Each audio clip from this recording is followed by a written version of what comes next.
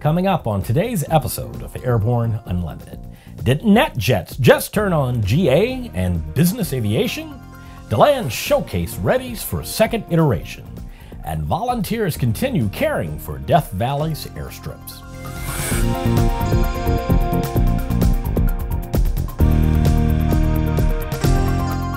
Hello, I'm Christopher C. Odom. It's October 5th, 2017, and this is Airborne Unlimited. The Transportation and Infrastructure Twitter feed has been a continual source of frustration to aviators all over the nation. Day after day, week after week, the feed has made errant, insupportable, and many say insufferable statements supporting ATC privatization, using facts that are often errant, if not downright deceptive. It's also been used by Representative Bill Shuster and his supporters to crow about the questionable support they've managed to coerce from a number of sources. This time, though, Shuster's minions announced that the embattled H.R. 2997 bill had just gotten a letter of support from fractional provider NetJets, which came as quite a shock and barely believable. But it's true, and we're trying to figure out why NetJets would take such a controversial anti-aviation step, though the letter of support comes from an executive vice president and not the CEO, and occurs right before the start of NBAA, presumably for dramatic impact. Initial questions revolve around what NetJets might have gotten from Shuster for this letter of support, as he is known for being quite coercive in support of 2997. Even to the point of threatening a fellow legislator. Questions abound, and NBAA should be very interesting for NetJets. We'll have more info when available.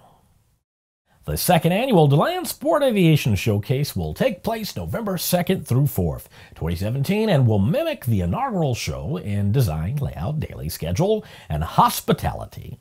But most important, the mission and vision will remain the same, committed to sport aviation. After a successful inaugural event last fall, the Sport Aviation Showcase team is poised to make this year's event even more valuable for exhibitors and visitors alike. As we work to make Showcase 2017 even better, we will not lose sight of our focus to keep the DeLand Showcase all sport aviation all in one place, said DeLand Sport Aviation Administrator Jana Phillip. The event claims an increased exhibitor field and expanded hands-on workshops representing the best in sport aircraft engines, fuel, accessories, and education. The full field of exhibitors makes the 2017 DeLand Showcase the perfect place for sport aviation pilots and would-be pilots to shop, compare, and take advantage of the demonstration flights all day, every day. Showcase flights conducted at noon each day allow buyers to observe the flying characteristics of a wide variety of aircraft, with each aircraft company given their moment to shine. All exhibits will be open from 9 to 5 p.m. daily. After the break, volunteers continue caring for Death Valley's airstrips. Progressive Aerodyne's Sea Ray Elite offers turbocharged Rotax power and Garmin G3X touch avionics. Incredibly well equipped, you can fly away in this best-in-category amphib for less than $160,000. Visit searay.com for more details. There's a difference between charting a steady course and pushing for the ceiling. And for nearly a century, Hartzell Propeller has been defining that difference. It's in our passion for engineering and research and our dedication to testing the limits of performance. We are built on honor. We are Hartzell Propeller. Sandia introduces the new SAI 340 Quattro TSO'd airspeed, attitude, altitude, and slip. With integral backup battery, safety never looked so good. See it now at www.sandia.aero. Welcome back. If you have a story suggestion for Airborne Unlimited, Aero-TV, the new AMA drone report, our website, or a podcast, just email to news-spy@aero-news.net. The Recreational Aviation Foundation and the National Park Service recently renewed their agreement addressing maintenance on the 3 airstrips in Death Valley National Park. Volunteers will perform maintenance on public airstrips at Furnace Creek, Stovepipe Wells, and Saline Valley. The RAF and the NPS have been successfully partnering for nearly 10 years to make access to these areas safe and available to the aviation community. RAF Board Chairman John McKenna said, "The original Memorandum of Understanding was signed in 2008 and approves RAF volunteers performing regular maintenance on the park's airstrips. This volunteer agreement marked the first such compact between the NPS and a pilot organization. The NPS also works on the airstrips, such as pavement maintenance. The RAF works in conjunction with pilot associations and groups from surrounding areas to provide manpower and funds to complete projects. We have no problem rounding up 20 or so volunteers from all over California and Arizona for a work weekend," said Rick Latch, RAF's California State Liaison. It's Thursday, which means that it's time for an Aero Community Update, highlighting news and information about the incredible people and organizations that populate the Airborne Partnership Initiative behind Airborne Unlimited.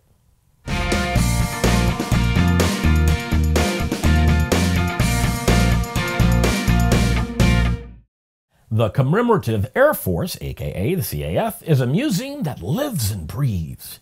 In the CAF, we bring a combination of leadership commitment to the past and an eye to the future to our team. The CAF got its start when Lloyd Nolan and a small group of ex-service pilots from the Rio Grande Valley in Texas pooled their money to purchase a P-51 Mustang in 1957.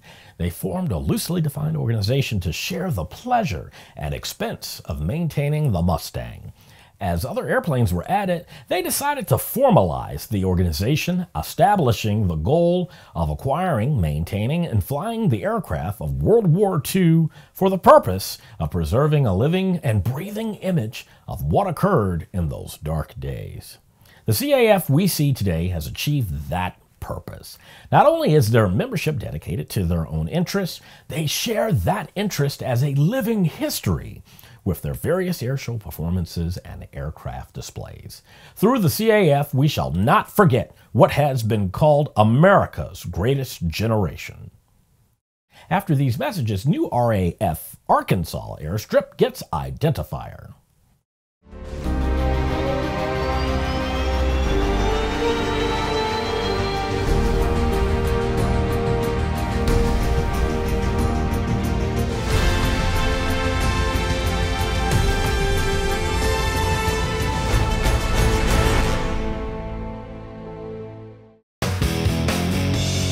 Based on the popular Sling 2 LSA, the Sling 4 was designed to be the most practical and desirable lightweight four-place experimental aircraft on the market.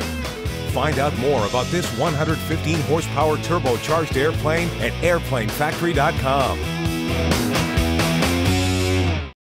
With so much news coming out of the aviation industry, we're summarizing a few of those other great stories in a brief segment we call Around the Patch.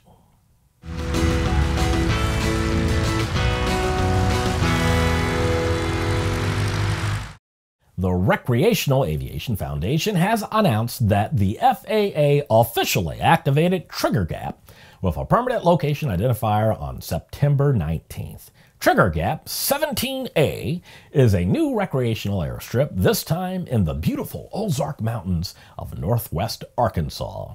It lies on lands managed by the Nature Conservancy above the Kings River. 4 instructors have renewed their Master Instructor designation in the month of September. All obtained their designation through the Master Instructor Fluid Review Program online. Professional aviation educators who earned or renewed their Master title during September 2017 are Matthew Robert Matt D'Angelo, Master CFI, Spring Lake Heights, New Jersey. David Dave Pepitone, Master Aviation Educator, Polvadera, New Mexico. Matthew Christian Matt Plord, Master CFI, Arlington, Massachusetts. And Russell Frederick Russ Still, Master CFI, Cumming, Georgia. BAA Training and Avion Express have announced new collaboration to support future aviation talents.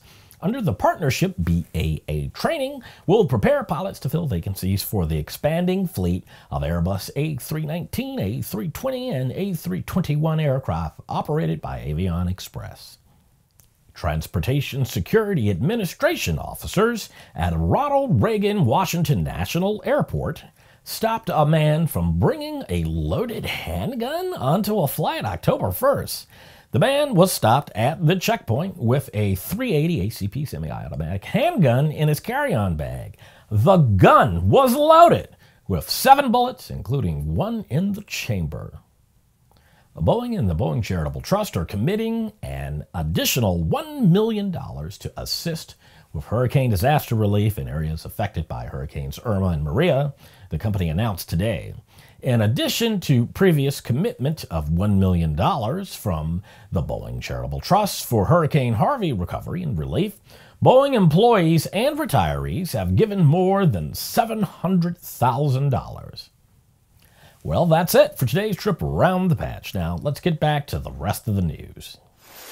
BRS Aerospace established a nationwide Cessna parachute system authorized installation network to handle whole aircraft parachute installations on the sizable Cessna 172 and 182 single-engine piston-powered fleets. BRS Aerospace President Enrique Dillon noted that BRS has the only FAA EASA-certified aircraft parachute systems for Cessna 172, 182s available today. The levels of safety provided by the ballistic recovery system for owners and operators of Cessna 172s and 182s is comparable to a similar system on the world's best-selling single-engine piston-powered aircraft, and every new certified aircraft with 6 seats or less under development today. Installation kits for the Cessna 182 Skylane are $17,500, and the Cessna 172 installation kit is $15,500, plus installation fees. The BRS system is approved for Cessna 182s manufactured from 1964 and newer, and Cessna 172s manufactured in 1966 and newer. Well, that's our program for today. Remember that Airborne Unlimited is streamed daily, Monday through Friday, with additional breaking news bulletins for important stories that fall outside of our normal deadlines. If you're watching us on YouTube, please subscribe and do check us out on Facebook and Twitter.